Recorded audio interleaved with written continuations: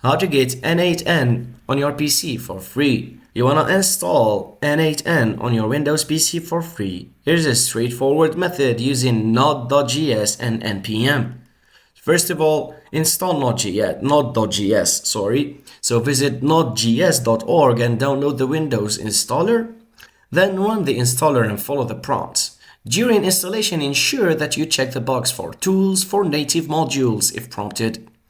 Now install N8N globally, so open PowerShell as an administrator and run this command: npm install.g N8N.